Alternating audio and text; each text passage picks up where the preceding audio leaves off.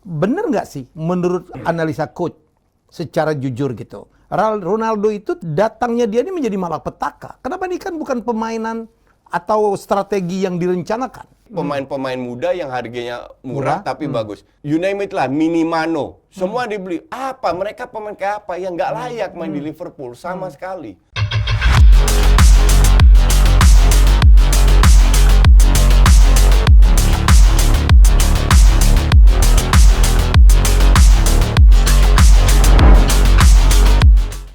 Oke, selamat malam. Jumpa lagi kita dalam acara Just Haye Official bersama saya dan Coach Justin.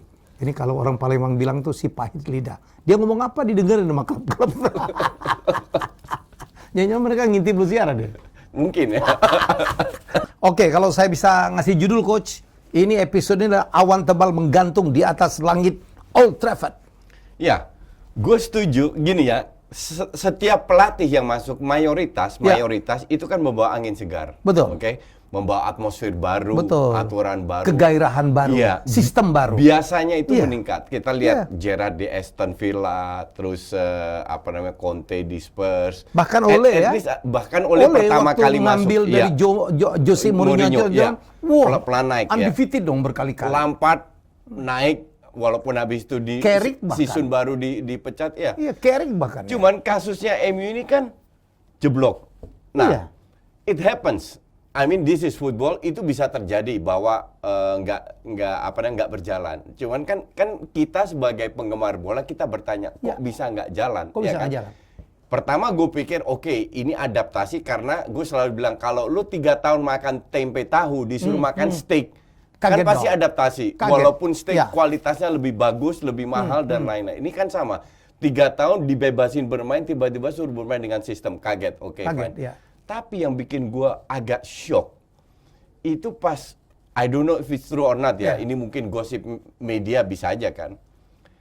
Pas gue baca bahwa pemain MU komplain karena latihannya terlalu keras, dan ada sekitar 12-14 pemain, 11-12 tidak happy. Untuk gue itu unbelievable. Iya, dibayar mahal loh.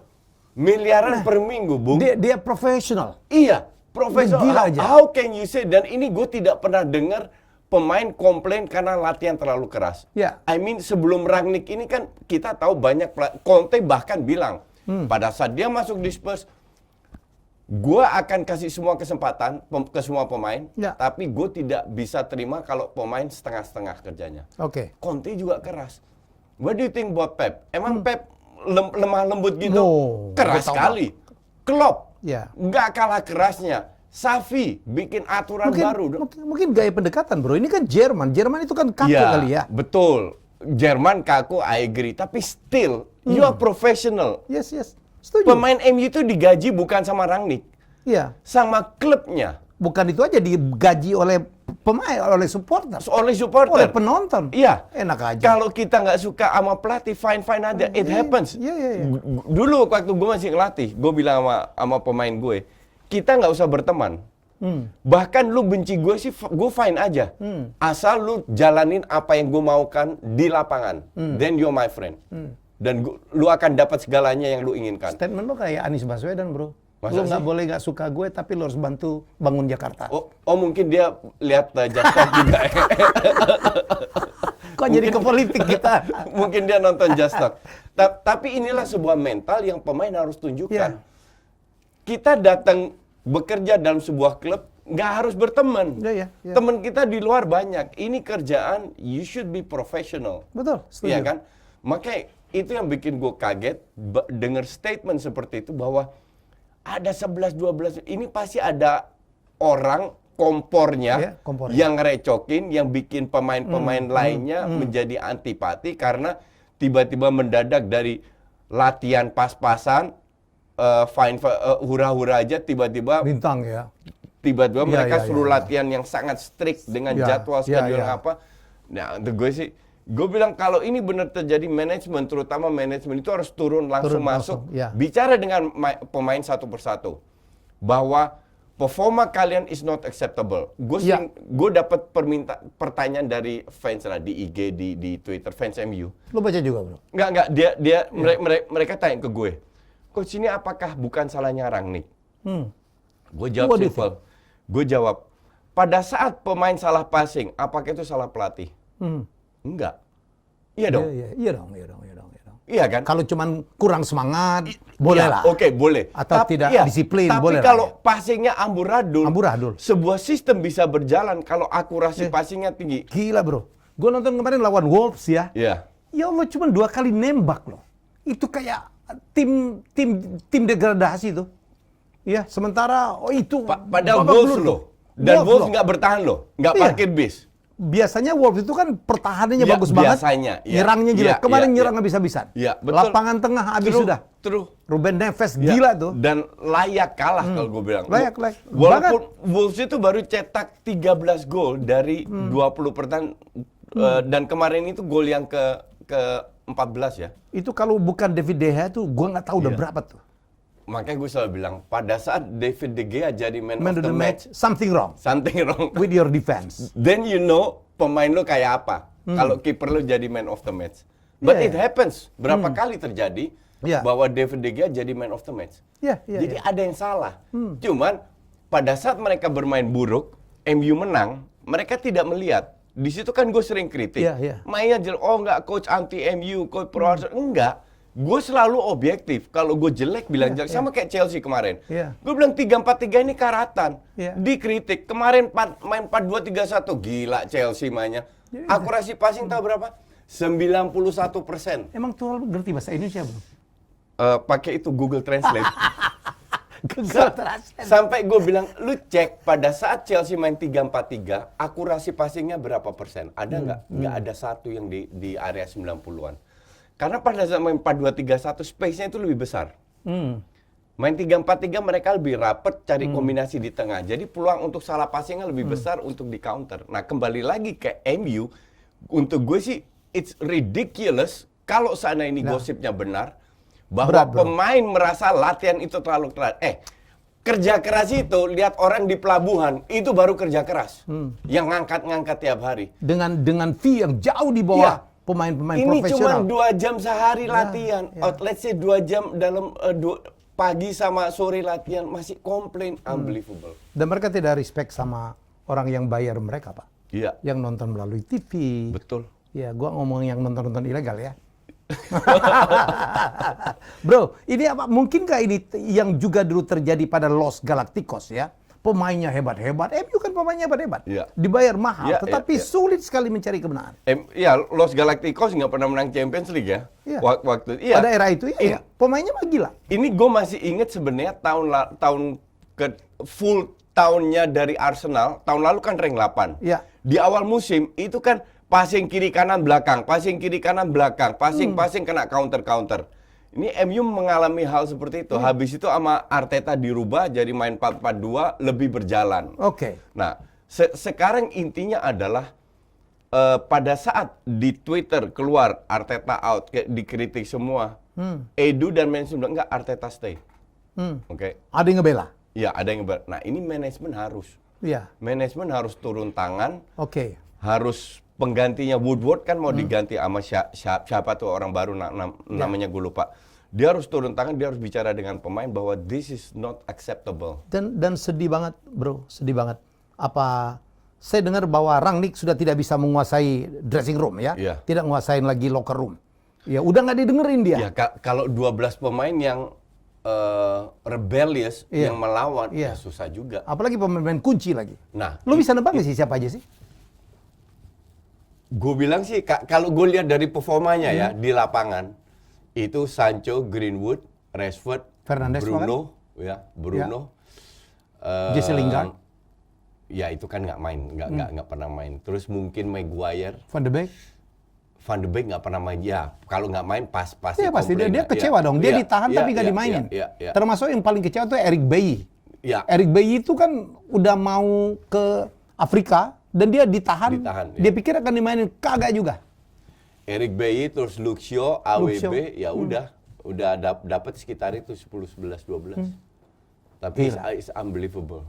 Saya dengar MU merekrut Mike Phelan ya hanya untuk menertibkan lagi Iya. locker room. Untuk unite display player. Jadi ini kita pikir Rangnick ini pelatih yang keras, disiplin gitu ya. Tapi mungkin dia terlalu keras juga ya, bro. Tapi gue pikir, menurut lu dia benar nggak sih? Nggak tahu sih. Diperlukan...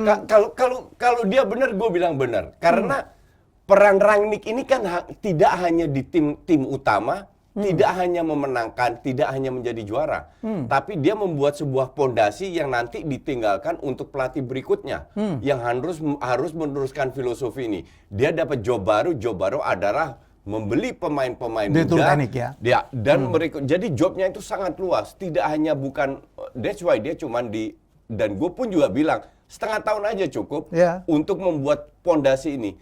Tapi ini sekarang dilema buat manajemen, either ikut jalannya Rangnick, which is jangka panjang, atau ikutin pemain, which is jangka pendek. Karena di bawah Ole sudah terbukti mereka bebas kok. Latihan nggak keras, nggak ada sistem ngandelin skill, nggak memberikan hasil yang memuaskan juga untuk klub selevel MU. Jadi feeling gue, sooner or later manajemen akan pilih jalannya Rangnick. Dan bisa jadi manajemen akan bilang, kalau seandainya ada beberapa pemain yang, contoh paling Rashford kan nggak perform sama sekali, Greenwood nggak perform sama sekali. Udah cadengin aja, tahun depan kita jual, mainin banyak banget ya. Mainin pemain muda atau apa. Ada Elanga, ada Shotire segala macam ya. At least Van de Beek lah contoh. Kasih dia kesempatan, kita lihat lagi tahun depan kita rombak total. Feeling gua arahnya akan ke sana. Ya, jadi mungkin gara-gara Rangnick ini hanya direkrut interim, itu yang membuat pemain-pemain juga tidak patuh. Ya, mungkin pemain juga bilang, oh ini mungkin hanya setengah tahun kita nanti dapat. Tapi jangan lupa, pelatih yang akan menggantikan Rangnick itu nggak akan jauh beda. Hampir yakin gue. Akan bermain dengan sistem, akan keras, akan tetap bla bla bla dengan supposed to be like that dong. Kita lihatlah, kita lihat Conte, Pep, Klopp, pelatih yang benar-benar sudah track record-nya sudah jelas. Mereka keras semua juga. Come on, masa suruh latihan keras saja pakai komplain? Dibayar mahal kok. Iya, exactly. Ini mental kayak apa itu? Gaji-gaji pemain paling mahal tuh MU, bos. Iya, betul.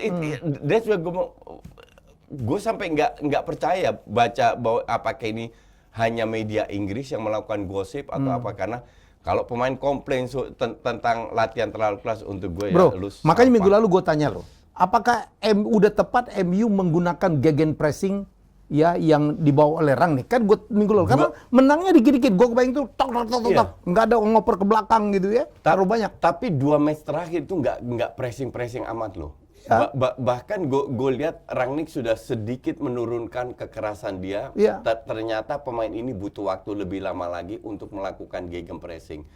Tapi intinya adalah kelihatan bahwa pemain ini nggak happy karena mereka gini ya, dalam sebuah sistem kalau ada 2-3 pemain mengabaikan sistemnya, itu the whole system fall down. Kalau dulu zaman Ole, praktis nggak ada sistem, tapi ngandelin skill individu. Kalau skill individu nggak berjalan, yang lain masih oke. Nah, gue kasih contoh. Main 4-2 DM, 2 attacking midfield, 2 attacker. White variasi dari 4-4-2. Mereka kan nggak main dengan playmaker. End passingnya tidak datang dari McTominay ataupun Matic.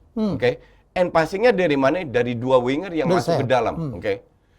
Apakah Cavani dan Ronaldo yang menurut gue bekerja keras, apakah mereka dapat umpan dari Sancho dan Greenwood? Nggak juga. Nggak dapat sama sekali. Karena gue lihat kemarin salah satu faktor penting kenapa MU gagal, Sancho dan Greenwood ini tujuannya untuk cetak gol. Main sendiri, tidak untuk memberi supply. That's why peluang mereka nggak dapat banyak. Apakah kita harus salahkan Ronaldo kalau dia nggak dapat umpan sama sekali? Jadi kan Ronaldo disalahin tuh, dia nggak mau bekerja. Gue nggak setuju sama sekali. Gue bilang justru Ronaldo bekerja keras, tapi dia tidak dilibatkan sama teman-temannya sendiri. Yang paling gue gedek itu Greenwood. Makanya, untuk gue one of the best talented player talented. Tapi egonya dan cara itu parah banget Greenwood itu. Kita pernah bahas itu. Kita pikir mungkin masih muda lah atau apa ya. Tapi bro, kita ngomong Ronaldo, kita nyimpang dulu sebelum kita bahas Rangnick. Bener nggak sih menurut analisa coach secara jujur gitu, Ronaldo itu ternyata dulu saya penggemar MU seneng banget Ronaldo kembali. Ya. Ya, tetapi datangnya dia ini menjadi malapetaka. Kenapa ini kan bukan permainan atau strategi yang direncanakan? Kan datangnya kan tiba-tiba. Ya. Tiba-tiba dalam satu malam dari City dia pindah ke MU sehingga tidak siap dan banyak sekali pemain yang menjadi korban. Pertama menurut saya Bruno Fernandes. Ya, kehilangan banyak kesempatan untuk mencetak gol. Ya, kemudian juga ada berapa pemain juga. Greenwood menjadi tidak maksimal ya. Rashford tidak maksimal. Maguire terganggu juga karena kaptensinya itu juga terganggu. Ya. What do you think? Gini. Pada saat seorang Ronaldo masuk, kita tahu pasti ada korbannya. Ya. Tapi plus poinnya juga banyak. Kita harus fair. Yang bisa cetak gol siapa sih di MU sekarang? Saat ini. Saat ini kan cuma Ronaldo. Oke. Gue setuju bahwa kemungkinan Bruno Fernandes cetak gol itu jauh lebih berkurang daripada masanya sebelum datang Ronaldo. Ya. Oke. Tapi di sisi lain, Bruno Fernandes ini suplainya kan bagus. Kita lihat kemarin pada saat si Sancho ditarik keluar, Greenwood ditarik keluar menit 60-70-an, Bruno Fernandes masuk, baru ada beberapa umpan baru ada supply ke, dan di babak kedua semenjak Bruno Fernandes MU lebih bisa melawan. Artinya sebelum Bruno Fernandes masuk ini kan nggak ada umpan sama sekali. Nah, kembali lagi ini sama kasusnya kayak Messi. Pada saat Messi masuk pasti ada ego-ego yang harus disingkirkan karena dua pemain ini kan bakatnya extraordinary, lebih dari standar biasa. Ya. Nah, apakah Ronaldo bisa mengikuti sistem? Gue bilang bisa kok. Dia bekerja keras kok. Iya kan?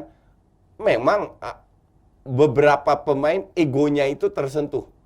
Bahwa ada Ronaldo kok tiba-tiba dia mendapat semua spotlight dia gitu. Mendapat ini sehingga I think that's okay kalau lu profesional, you do it for the team. Yeah. Anda menyingkirkan ego bukan untuk Ronaldo. Yeah. Anda menyingkirkan ego untuk tim. Oke. Nah, ini yang harus dilakukan oleh atau manajemen MU harus berbicara dengan pemain yang membengkang ini bahwa gue bayar lu itu untuk tim, bukan untuk ngerangnik, bukan untuk Ronaldo dan bukan untuk show lu sendiri. Iya, bukan, tapi untuk tim lu yang gaji lu tiap bulan, which is sebagian besar dibayar oleh supporter. Dan mereka mau lihat lu kalian bermain bagus. Bro, ada berapa pemain, mantan pemain, terutama berisik semua ya. Neville, Scholes, Keane, Rio Ferdinand, Kane, bahkan mantan pemain Liverpool aja udah mengkritik luar biasa. Bahwa kelemahan Rangnick itu tidak bisa membuat seorang pemain itu keluar gitu kemampuan. Berbeda dengan Mourinho, saya tahu banget. Ya, kalau Mourinho itu dia tergantung lu punya apa, pemainnya apa, dia akan susunkan strategi. Kalau Rangnick ini seolah-olah dia memaksa agar pemain MU yang belum tentu talentanya, kemampuannya bisa mendukung 4-2-2-2 untuk bermain. Ini masih jadi tanda tanya besar. Kebetulan gue 2 hari yang lalu baca statement dari Wayne Rooney tentang Louis van Gaal. Yes. Dia bilang Louis van Gaal secara strategi top. Tapi dia terlalu jujur dan ibarat terlalu kakulah. Jadi Louis van Gaal itu ngomong dengan anak umur 18 tahun dengan 30 tahun itu sama gayanya. Dan Rooney bilang harusnya itu nggak bisa. Kita ngomong dengan anak 18 tahun yang nggak punya pengalaman, yang apa-apa itu harusnya berbeda dengan pemain yang sudah punya jam terbang tinggi. Nah, bisa jadi kendala Rangnick di situ. Bukan dalam bahasa Inggris, tapi gayanya. Gaya menyampaikannya. Dan di Inggris itu kan untuk gue ya mungkin banyak orang nggak setuju. Untuk gue itu agak hipokrit Inggris itu. Dalam arti mereka sangat sopan di depan, excuse, semua pakai excuse me. Sementara Jerman street aja. Sementara Jerman bang bang bang bang bang. Nah ini mungkin ada benturan sedikit. That's why disinilah peran seorang Mike Phelan, terus Dirtek-nya Murtough, dan penggantinya Woodward yang datang ini butuh mereka sebagai penengah untuk menyatukan visi dan misi bahwa ini semua demi kepentingan klub di jangka panjang karena manajemen sangat yakin dengan visi misinya Rangnick tapi bahwa penyampaiannya mungkin agak keras, agak kasar, agak apa namanya, agak rude lah istilahnya. Nah itu kalian harusnya bisa terima. Apalagi dia pertama udah cyber ya bro, nggak boleh pemain, nggak boleh medsos, nggak boleh tato, nggak boleh rambutnya dicet-cet. Pemain manja semua. Itu kan pemain manja semua. Tapi gue bilang kedepannya ini bagus untuk MU. Jadi next time yang masuk ke MU bukan pemain yang punya star syndrome lagi, yang benar-benar they have to fight untuk bisa bermain di MU. Nah ini masalah kendala yang proses yang ups and down yang gue selalu dari awal juga bilang ini pasti ada kalah-kalahnya. Baru 5 match loh, come on. 6 match. Ya 6 match masih kalau gue bilang belum apa-apa. Arteta butuh 2 tahun loh. Memang. Arteta butuh 2 tahun tapi untuk kan bisa orang bermain berapa banyak seperti bro. ini. Jadi kita ini barangkali terlalu overvalue Karena seorang Rangnick. Karena MU yang sebagian besar dari fans MU masih nostalgia dengan zamannya SHF, di mana MU selalu menjadi juara, selalu fight dengan rank 1. Sekarang tiba-tiba terseok-seok ke rank 7, mereka agak susah terima. Kalau gue bilang, it just need time. Gue bilang Rangnick cocok ya. Cocok di sini karena kita tahu bahwa banyak yang harus dia rubah. Dan sekarang justru kelihatan yang brengsek-brengsek yang makan gaji buta tiap bulan itu siapa? Magabut. Iya kan? Dan itu bisa dijual-jualin semua untuk kedepannya membuat tim yang solid. Ya. Gini bro, ada statement nih, termasuk gua nih. Jangan kita overvalue Rangnick nih. Boleh aja dia hebat ya. Overvalue dari sisi apa dulu? Dia tidak pernah memegang tim besar. Tidak pernah. That's true. Oh iya, true. Timnya Leipzig, Lokomotif, Red Bulls gitu. Jadi belum proven juga. Apalagi dia kemarin kan di liga-liga kecil ya, termasuk Bundes. Ya, ini Inggris bro. Sehingga bilang kenapa nggak ngambil Conte aja kemarin sih yang udah nunggu gitu ya. Jadi dia boleh aja hebat gitu. The problem dengan Conte atau Rangnick adalah Conte, Anda tidak akan menerapkan sebuah jalan baru, Anda tidak akan menerapkan sebuah filosofi baru, yang Anda terapkan adalah prestasi dalam jangka pendek. Itu bukan untuk jangka panjang. Bukan untuk jangka panjang. Karena pada saat Conte tidak perform, dan itu di mana-mana, dia dipecat atau diganti. Anda mengambil Rangnick, ini benar-benar investasi untuk jangka panjang. Bahwa musim ini terseok-seok, let it be, terima aja. Tapi musim depan diberesin dengan pelatih baru, dengan bla bla bla semua baru, MU akan dapat keuntungannya benar-benar di jangka panjang. Ini pilihan yang diputusin oleh pemilik. Feeling gue ini akan ini yang dipilih oleh pemilik, bukan Conte tapi Rangnick. Walaupun investasi ya, itu udah banyak banget yang sia-sia. Tapi kan ini bukan zaman Rangnick. Investasi kita lihat. Iya kan harus buang maksudnya kan. Diayo, siapa lagi Pastry. Iya. Bung Helmi, Sancho waktu dibeli 90 juta, gue tweet loh. Gue bilang, kemahalan. Ini Sancho value-nya untuk gue 20-30 juta. Dihajar gue sama fans MU. Oke. Van de Beek 40 juta, Van de Beek itu 10-20 juta. Iya. Kemahalan semua. Apalagi sama Diayo ya. Aduh ya Allah, dibeli mahal nggak dimainin. Dia lo itu kan kayak bocah SMA, dibeli berapa? 30-40 juta. Badannya kecil, iya. Kan ada yang salah gitu loh. Ada yang salah. Dengan pembelian-pembelian masa lalu. Betul. That's why Rangnick masuk. Rangnick sudah terbukti bahwa dia bisa beli pemain-pemain murah. Werner lah, siapalah yang di Red Bull yang harganya 1, 2, 3 juta, 4 juta. Tapi value-nya bisa meningkat ke 40-50 juta. Bro, sebelum kita lihat MU, saya mendengar bahwa SHF sudah bertemu dengan Michael Carrick setelah kekalahan melawan Wolves. Orang bertanya, ada apa ini? Karena kita tahu Michael Carrick 3 game keren bro, 2 kali menang, 1 kali. Cuman apa ya? Kalau kita hanya bicara hasil, ya you're right. Tapi apakah gue tidak melihat keren-kerennya dari sisi permainan? Gue tetap tidak melihat pattern. Kalau kita menonton Liverpool, kita nonton Chelsea, kita nonton City, itu patternnya jelas. Apalagi City ya. Iya kan, patternnya jelas. Nonton MU kan nggak ada patternnya. Bahwa mereka menang, iya, karena pemainnya berkualitas. Iya kan? Rata-rata karena pemain. Iya. Ya. Kalau kita berandai-andai, seandainya Rangnick, lu fokus ke tahun depan aja, infrastruktur ke TB, ke youth dan lain-lain. Kita masukin Carrick, fine-fine aja. Akan kemungkinan besar akan menang-menang lagi. Tapi habis itu mau kemana? Oke. Nggak akan kemana-mana dengan Carrick. Oke, bro, kita tinggalin MU. Semoga kita akan mendapatkan drama-drama aja ke depan gitu ya. Kita nggak tahu ya. Iya. Karena kalau untuk masuk 4 besar, semua orang udah pesimis lah. Enggak lah, gue tetap bilang, orang bilang West Ham dan Spurs enggak. Gue bilang tetap antara MU dan Arsenal. Ya 4 besar. Ya. Kalau 3 di atas mungkin sulit digeser berat. ya. City menurut gue sih udah dipastikan juara. Juara, betul. Gila 10 poin. Iya. Enggak, bukan 10 poin aja. Selisihnya. Mainnya bagus, ya. enggak banyak yang cedera dan kedalaman skuadnya.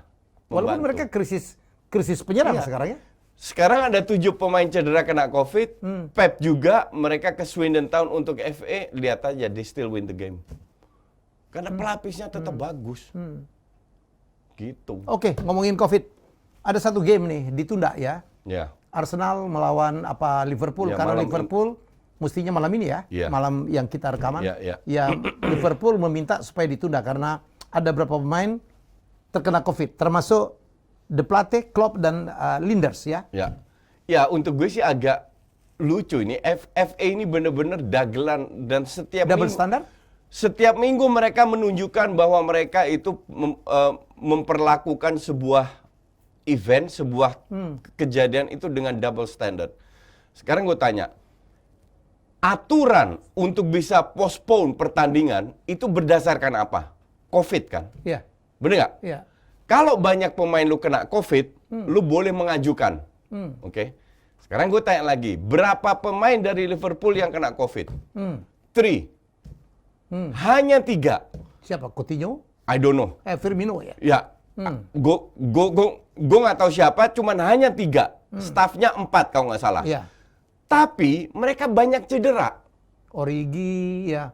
Ya, you name it lah. Ya. Mereka banyak cedera ditambah 3 pemain ke Afrika. Iya kan? Artinya, kalau aturan postpone berdasarkan kena COVID, ini pertandingan nggak boleh dipospon. Karena yang kena COVID 3. Contoh, Barca Mallorca. Barca Mallorca, itu pemain yang kena COVID cedera itu 16 plus 1 Busquets suspend. Sama La Liga nggak ada cerita, jalanin. Tetap main. Karena lebih banyak cedera daripada yang COVID. Tetap main. Yang main di lapangan itu bukan youth lagi, pelapisnya youth.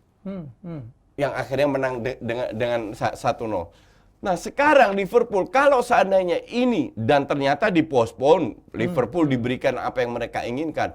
Ini bisa kejadian dengan klub-klub lain. Gue banyak cedera, COVID 2-3 pemain. Gue nggak punya pemain. FA gue nggak punya pemain. Karena pemain gue sakit, cedera, bla bla bla. Pospon lagi. Mau sampai kapan dipospon terus? Kita tahulah tiap tahun Arsenal itu kehilangan 12 sampai 15, 16 pemain karena cedera. Pernah nggak match dipospon? Nggak pernah dipospon. Siapapun yang mengalami cedera nggak pernah dipospon. Makanya aturan COVID ini untuk gue bullshit. Karena tidak berdasarkan yang kena COVID, tapi berdasarkan berapa pemain lu bisa mainkan. Ya. Kan ada youth. Kenapa nggak mau turunin youth? Iya kan? Sama kayak pada saat mereka menang lawan AC Milan, kan youth semua yang turun. Kenapa sekarang nggak mau? Jadi untuk gue double standard, aneh banget nih FA. Dan FA udah memutuskan tunda. Udah memutuskan tunda. Dan itu tidak menguntungkan Arsenal sama sekali. Iya. Karena jadwalnya jadi sangat padat, masih ketemu Spurs, ketemu apa. Padahal Arsenal lagi bagusnya ya. Kemarin lawan City, kalau nggak kartu merah itu menang. Iya. Kartu merah itu kan 2 kali kuning. Yang kedua, fine, gue bisa terima. Itu obstruction, itu kuning. Yang gue nggak bisa terima itu kartu kuning pertama. Karena dia itu kena didorong oleh pemain City, Gabriel, kena wasitnya. Wasit merasa dia mendorong wasit, dikasih kuning. Nah itu yang gue nggak bisa terima. Harusnya setelah kartu merah, harusnya FA kan mengecek kalau ini tidak sah, bisa dibatalkan kan. Nggak terjadi juga. Bahkan Arsenal kena denda ya. Karena menit 59 mereka mengurumuni wasit. Berapa pertandingan kita lihat wasit dikerumunin oleh pemain-pemain City lah, MU lah, Liverpool lah. Kenapa Arsenal kena denda gitu loh? FA ini kan dari dulu benci banget sama Arsenal. I don't know why. Ya kan? Gitu ya? Kartu merah paling banyak sampai 100. Arsenal. Kita tahu penalti aja jarang dapat lah. Gue nggak tahu apa yang terjadi dulu dengan pemilik lama, dengan Wenger sampai FA ini kayaknya menganaktirikan Arsenal. Dan itu sampai sekarang kelihatan banget. Di luar bukan menang kalah, tapi seringkali dicurangin lah. Oke, tapi apa yang terjadi sama Liverpool mungkin dalam kurva menurun ya. The other side of the hill. Mereka harus melakukan rekrutmen. Karena banyak sekali pemain mereka, ada yang Kafika, yang cedera, ya banyak banget. Dan mereka benchnya jelek. Mereka benchnya jelek karena yang bikin gue lucu adalah Liverpool rekrut Dirtek baru. Ya. Umurnya masih muda, 35 kalau nggak salah. Belum sampai 40.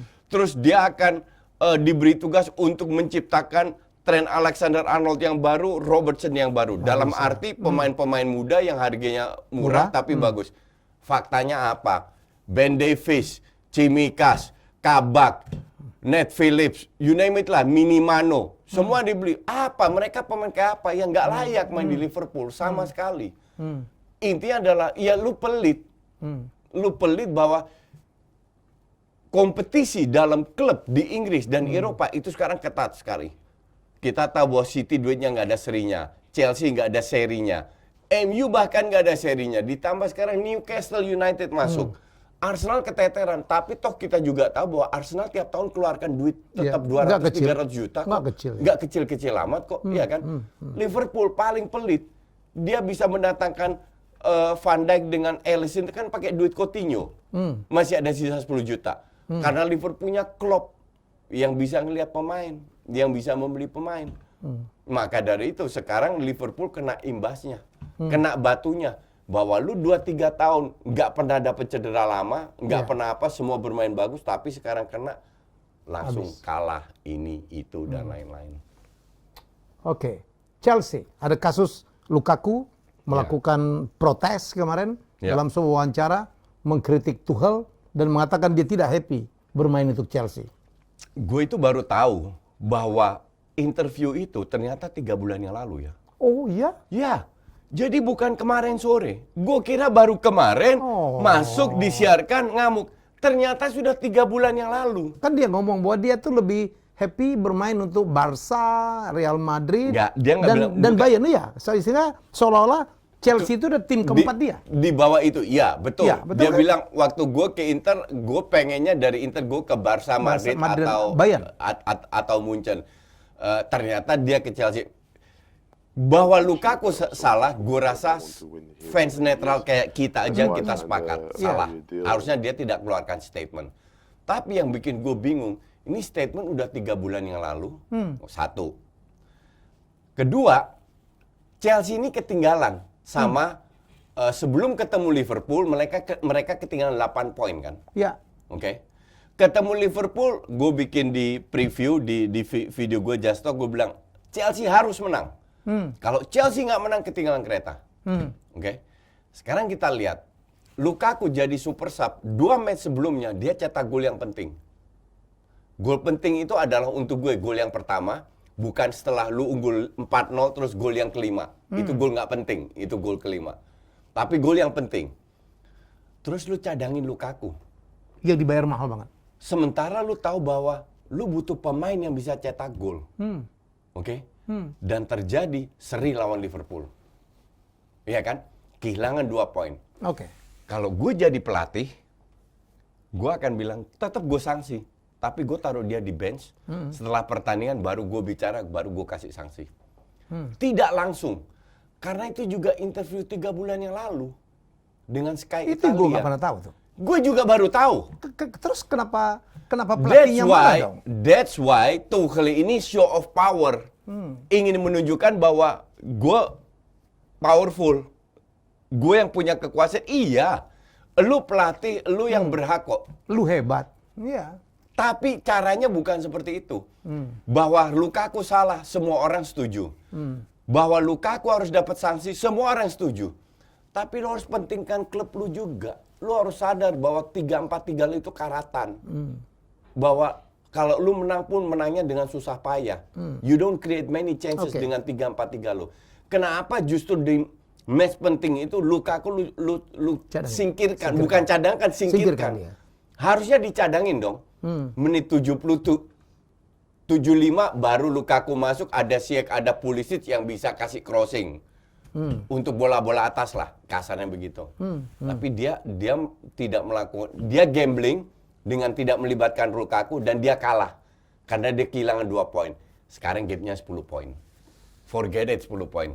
Gue berani taruhan dengan siapapun, gak bakalan Chelsea nguber 10 poinnya City itu. Kecuali ada sesuatu yang hebat betul di City. Dan ya kita tahu City 4 tahun terakhir 3 kali juara itu bukan kebetulan ya. Itu bukan kebetulan. Kemarin kita pikir, oh aduh, Aguero udah nggak ada, Ferran Torres pergi, Sterling bermain tidak seperti tahun-tahun sebelumnya. Dan dia tidak mau beli striker di bulan Januari. Wah, ada apa? Tapi ternyata mereka dapat durian runtuh ya bro ya. Karena Ferran Torres walaupun dibeli Barcelona tetap akan dipinjamkan kembali ke City ya. Enggak. Oh iya, itu kabarnya. Enggak, that is not true. No, karena katanya Barca itu terkena aturan financial fair play, mereka nggak bisa bayar gajinya. Oke, ini gue jelaskan. Ini gue jelaskan. Tidak. Jadi transfer window itu masih sebulan. Oke. Plafon gaji itu berdasarkan income tahun lalu. Oke. Kita tahu bahwa Barca sebelum Covid ini income-nya paling besar di dunia, yaitu 800 jutaan. Plafonnya bisa sampai 500-an. Kena Covid, income-nya jadi 300. Mau nggak mau plafonnya turun. Gaji pemain ya? Pemain. Maka dari itu Pique dan lain-lain potong gajian semua kan. Messi sudah cabut, Suarez sudah cabut, tapi masih ketinggian. Nah, sekarang yang tinggi siapa? Umtiti sama Coutinho. Sekarang mentok. Pada saat ini, if you talk now, Ferran Torres tidak bisa didaftarkan. Tapi Coutinho itu sudah mau deal sama Aston Villa. Ya. Di telepon Gerrard, pada saat Coutinho cabut, ruang kosong terjadi, Ferran Torres didaftarkan. Ya itu kan kalau Coutinho-nya laku kan? Kan masih ada sebulan. Ya. Kan masih ada sebulan. Kalau kondisi sekarang belum bisa. Kalau kondisi sekarang nggak bisa. Tapi ya. definitely nggak dipinjemin.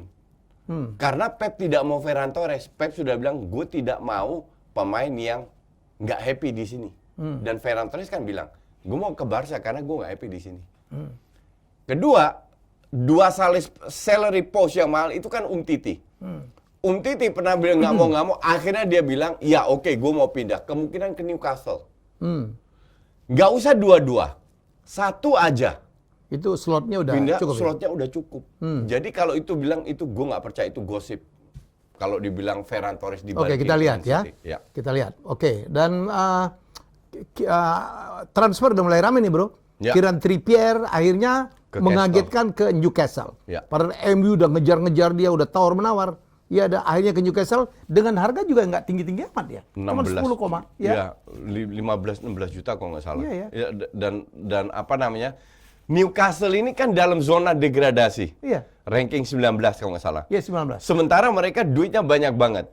Kan can you imagine duit yang nggak ada serinya tahun depan main di Championship? Kan nggak mungkin. Walaupun gua harap itu akan terjadi, Newcastle terdegradasi, gua mah seneng-seneng aja.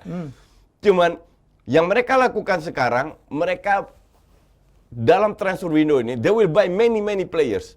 Either itu loan, mau beli, mau apa, whatever lah caranya. Pokoknya ini tim tidak boleh terdegradasi.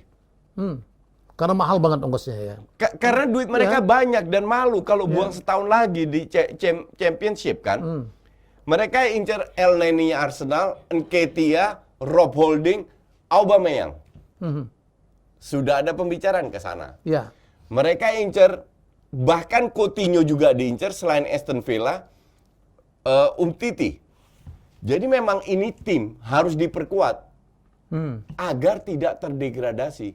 Maka dari itu mereka mau di loan lah, mau beli, mau apa, whatever lah. Pokoknya Newcastle tidak boleh terdegradasi. Dan kita harus datengin banyak pemain. Karena money is not an issue. Ya. Jadi mereka menjilat ludah sendiri ya.